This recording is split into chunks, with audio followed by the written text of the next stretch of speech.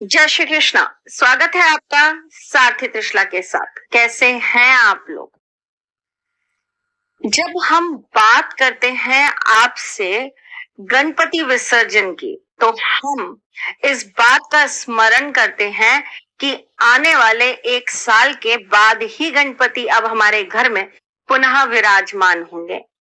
जाने से पहले गणपति बप्पा से कुछ ऐसी मनमुराद मांग ली जाए जिससे हमारे घर में हमेशा सुख, समृद्धि और शांति बनी रहे।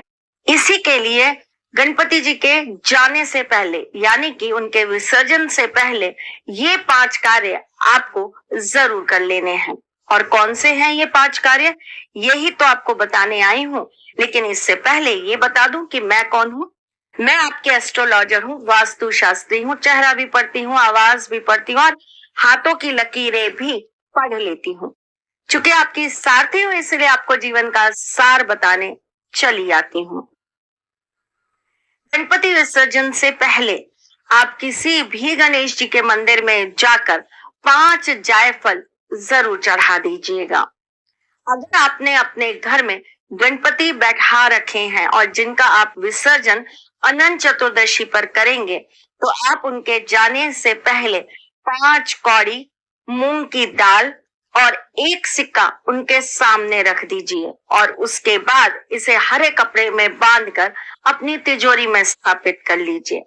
अगर आपने अपने घर के अंदर गणपति नहीं बैठा है या आप पहले ही विसर्जन कर चुके हैं, तो आप गणपति जी के मंदिर में जाकर 1 लड्डू के ऊपर 5 लौंग लगाकर उनसे अपनी मनोकामना बोलकर उस लड्डू का भोग उन्हें लगाया। आइए करके देखिए।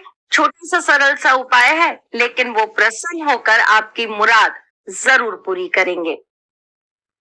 एक पान के पत्ते के ऊपर अगर आप सिंदूर और उसके अंदर घी डालकर उसे अच्छी से मिलाकर गणपति जी के पेट पर उसे मल आते हैं, यानी कि अच्छे से उनका लेप कराते हैं, तो ऐसा करने से उनका आशीर्वाद आपको प्राप्त होता है। आपको पता है समस्त संसार उनके इसी भाग में निवास करता है। तो अगर आप उनके इस भाग पर सिंदूर चढ़ाकर आते हैं तो आपको भी समस्त संसार की खुशियां और आपकी सारी मुरादें पूर्ण होती दिखाई देंगी।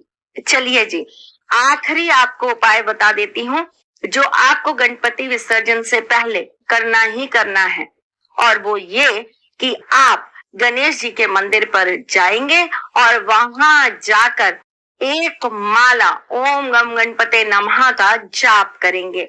गणपति जी के सामने खड़े होकर 5 बार अपने मन की उनसे मनोकामना बोल देंगे। उनके मुशक को प्रणाम करेंगे और उनके कान में बोलेंगे कि वो आपकी मनोकामना को पूर्ण जल्द से जल्द करा दें और अगले साल गणपति जी के आने का इंतजार करेंगे। आप ऐसा बोलकर आप प्रभु को प्रणाम करें और उनका आशीर्वाद प्रदान करें। बहुत छोटे सरल उपाय बताती हूँ ताकि आपको इनको करने में कष्ट ना आए और ईश्वर भाव के भूखे हैं। अगर आप ये उपाय पूरे भाव से करते हैं तो आप इनका चमत्कार देखिएगा।